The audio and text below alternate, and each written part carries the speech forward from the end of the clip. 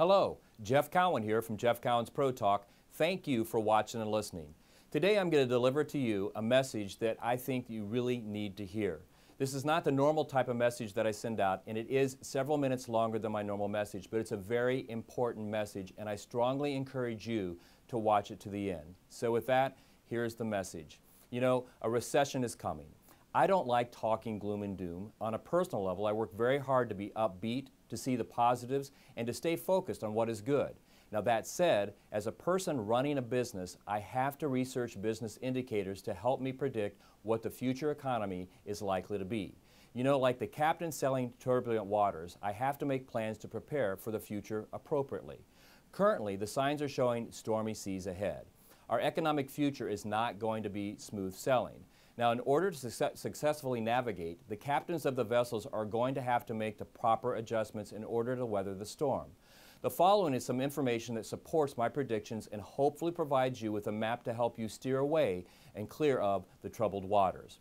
You know, on July 29th, the Commerce Department stated that our national economy is tracking at just 1% growth for the year and may fall even lower.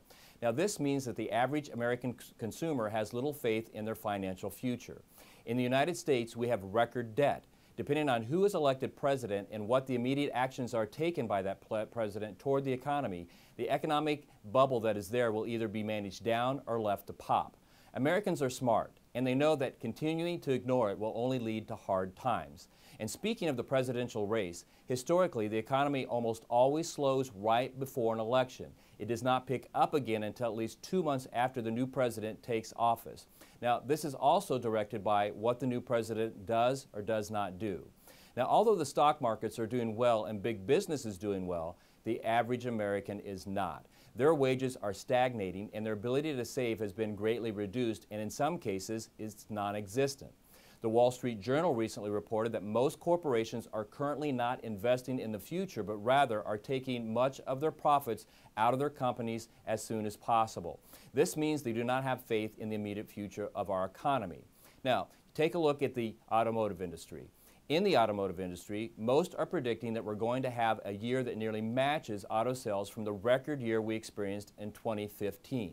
Now, although most are starting to back off that prediction slightly, I think they're wrong and are not backing down enough. They're basing their predictions on what they've seen so far this year in auto sales. From what I can tell, they're not considering what is happening in the economy in general and are not considering what history tells us is likely to happen in an election year. I will even go a step further than they have. With the uncertainty of the candidates based on how unexcited most Americans are about these candidates, this is likely to breed even further caution. This is in one instance where I truly hope I'm wrong, but I do not think I am. So, what does all of this mean to you? Well, it means that now is the time to prepare. If the economy does indeed slow and vehicles start to stagnate, then where can the dealership income be made up? Well, where it always is made up, right? It's always made up in fixed operations. You know, in 2008, when the big recession hit and many dealerships were boarded up, I had a unique opportunity to see the final business statements from hundreds of these dealerships. Although they had several things in common, the most significant similarity was that they had no fixed operations to speak of. They had low sales, even lower upsell penetration on the drive, and low survey scores. In short, they had nothing to fall back on. Now, that being the case, let's now turn our heads toward the sun and see how we can prepare ourselves for what is likely to be uncertain territory. Now, in doing this, I will discuss the things smart dealerships do to prepare themselves. I will also discuss the things that others do which do little or nothing to get them prepared. So let's take a look at them. There's 3 areas. Technology. The smart dealerships invest in and take advantage of the latest technology. They use things like iPads, apps, online reservation systems, CRMs, and electronic multi-endpoint inspections. Notice I said they invest in and take advantage of. This means that they actually use these products the way they were intended and designed to be used. They hold their staffs accountable. Now, there's a big difference between having technology and actually using it. Let's take a look at equipment. The smart dealerships invest in the latest tools for their shops. They invest in the most efficient lifts, alignment racks, battery testers, and electronic tire gauges. These tools engage the customer and leave no room for doubt as to what the vehicle needs. Now, to understand what I'm talking about here, I would strongly encourage you to call your local Hunter engineering rep and look at the many solution-oriented products they offer. But again, having these wonderful machines means nothing unless you actually are using them and holding your staff accountable. The third area, training. The smart dealers and businesses never ever stop training. It's not simply that they train, it has more to do with the type of training and the way they use it and why they use it. Now, the best businesses usually have some form of outside training and they use it to get maximum results. They settle for nothing less. Now, if you're dependent on factory or vendor product training, you may be better off not to train at all. Now, I know I'm treading on dangerous water when I head down the path that I'm heading down, but let's face the facts and let them speak for themselves. If the factory and product vendor training is so great, then why are their numbers so low? This especially applies if you're dependent on just the factory. Now, to support what I'm saying, let's take a look at the numbers. Customer paid hours per repair order. For the first time in 15 years, we're seeing some movement here, and it's not good. For years, the number hovered around 1.67 hours per repair order for all manufacturers, including oil changes. But over the past 24 months, it has started trending downward and is inching ever closely to 1.5. This is 1 full hour below where any dealer's service department should be, keeping in mind that most can and should be doing even higher than that. Effective labor rate is taking a hit as well. It's down in the same time period about 9%. Why? My guess is the non-stop coupons that factories send out. Now, it's one thing to send out a coupon, as many successful businesses do. It's an entirely different scenario to actually train someone to upsell from a coupon offer, which is the whole point of a coupon. Last time I checked, not one factory or product vendor program I saw offered training in this most critical area. Let's take a look at survey scores. Again, there's been little or no movement here. In my opinion, until as a nation and as an industry we can deliver over 95% of all of our customers telling us we're the best, we have failed. Customer retention. Now, knowing that this is the #1 issue in auto dealerships worldwide, you would think that this would be the one area that the factories themselves would be able to offer some concrete training. But here are the facts. According to the NADA in 2014, the average customer retention for service customers rested slightly above 40%. In 2015, for the first time in automotive history, customer retention dropped below 40% to a new low of 37%. Now, that's a number that would put most businesses out of business. So again, if you're depending on factory or vendor product training to help you secure the highest sales, survey scores, and customer retention, then you've likely are in the hole. You likely have a hole in your boat, and you are definitely taking on water big time. Now, this is an area where you should be diligent. Make sure that your staff is getting training that is engaging, fresh, and results-oriented. If your staff is inflicted with training that is boring and in the end produces poor results, they will quickly disengage and view the training as a waste of their time. Take a look at some of our biggest sports heroes, for example. Most of them embrace training and their trainers. I remember reporting asking Peyton Manning about why he never complained about training camp and practice. His answer was revealing, and I'm paraphrasing here, but here's how he replied. Why should I complain about something that is designed to make me the best I can be so that I can lead my team to the Super Bowl? Now, it was obvious he liked the training because he saw the benefits of the training. I can only imagine what the owner of the Colts paid for his trainers and coaches. Now, the coaches were presented with the task of sending Peyton and their Colts to training camp that had to deliver results. If the training camp was being run by the local high school, Peyton's opinion would probably have been very different. Now, here's my point.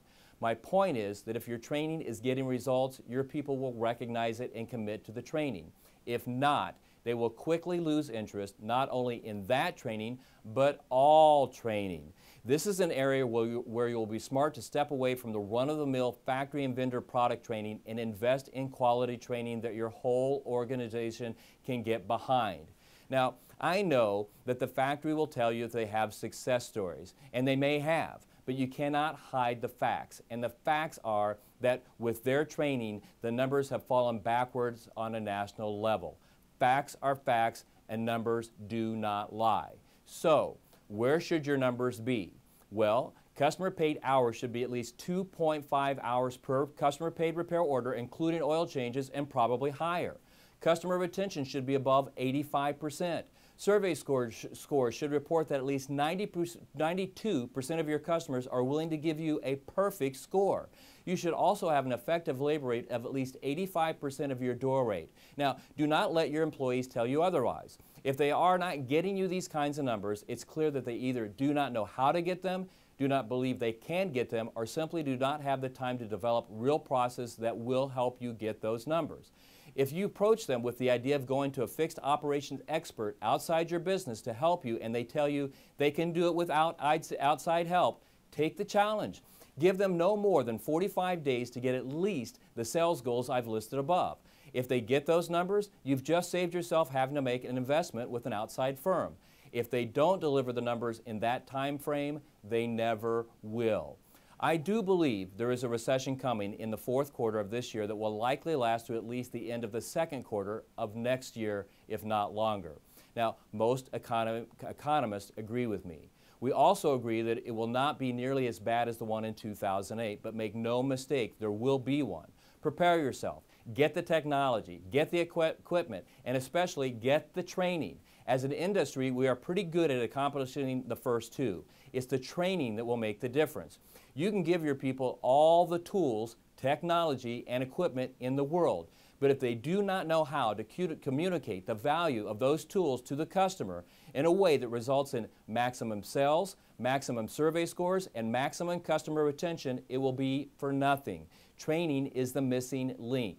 Now, it is the one thing that will provide the greatest advantage in helping you navigate the upcoming recession.